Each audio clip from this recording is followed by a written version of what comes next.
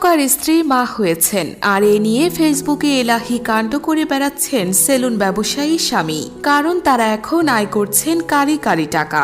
অভাবের অন্ধকার থেকে উঠে আজ জ্বলজ্বল করছেন সফলতার আলোয়। অথচ একসময় তাদের জীবন হয়ে পড়েছিল দুর্বিষহ। 3 মিনিট 21 সেকেন্ডের একটি ভিডিও বদলে দিয়েছিল তাদের প্রতি মানুষের দৃষ্টিভঙ্গি। বলছিলাম জান্নাত ও তোহার কথা।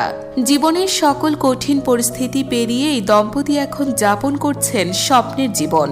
জান্নাতের জন্মের পর তার মা একটি স্কুলে চাকরি পায়। সন্তানকে রেখে প্রতিদিন পড়াতে যেতেন ছাত্রছাত্রীদের।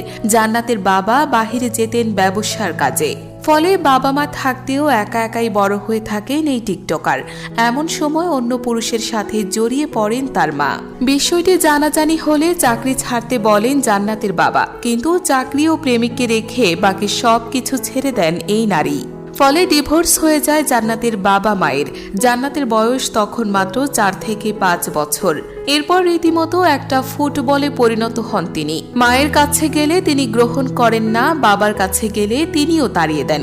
অবশেষে ঠাঁই হয় ঢাকা শহরে মামার বাসায়। পিএসসি পরীক্ষা দিয়ে ভর্তি হন মিরপুরের একটি স্কুলে, কিন্তু মন টেকে না।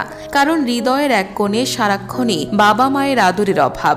কারো প্রপার গাইডেন্স ছাড়াই বড় হতে থাকেন জান্নাত। হাতে ফোন পেয়ে গোপনে শুরু করেন টিকটক করা।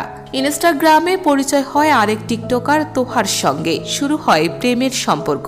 মামার বাসায় শান্তি পেতেন না জান্নাত। তিনি চেয়েছিলেন নিজের জীবনটা গুছিয়ে নিতে, কিন্তু পরিবার চাইতো বড়লোক ছেলের সঙ্গে বিয়ে দিতে।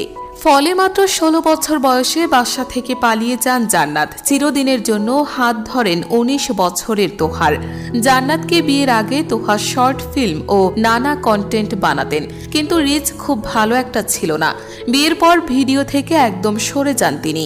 শুরু করেন চাকুরির জীবন। মাত্র 8,000 টাকা বেতনে চাকরি নেন। 500 টাকায় একটা ঘর ভাড়া নিয়ে শুরু করেন স্বপ্নের সংসার।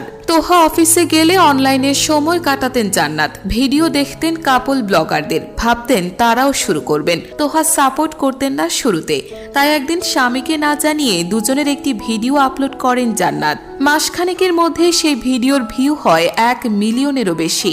এরপর থেকে নিয়মিত কন্টেন্ট বানাতে শুরু করেন তারা। তবে হঠাৎ একদিন জান্নাত ও তোহার ব্যক্তিগত ভিডিও জনসম্মুখে চলে আসে। নেটিজেনদের দাবি লাইমলাইট পেতে এমন কাজ করেছেন তারা, কিন্তু আসল বিষয়টা মোটেও তা নয়। তাদের মতে ফোন চুরি হওয়াতেই ভিডিওটি ছড়িয়ে পড়ে। চোর মোটা অঙ্কের টাকা দাবি করে। টাকা না পেয়ে তাদের ভিডিওটি পাবলিক করে। টাকার অভাবে একটা সময় না খেয়ে থেকেছেন তারা। অন্তরঙ্গ ভিডিও ছড়িয়ে পড়ায় পার করেছেন কঠিন সময়। সেখান থেকেই ঘুরে দাঁড়িয়েছেন জান্নাত তোহা। এখন লাখ লাখ টাকা ইনকামের স্বপ্ন পূরণের পথে। কন্টেন্ট ক্রিয়েশন এবং সেলুন ব্যবসা থেকে প্রতি মাসে আয় করছেন লাখ লাখ টাকা। স্বপ্ন দেখছেন সন্তানকে নিয়ে জীবন আরও সুন্দরভাবে গুছিয়ে নেওয়ার।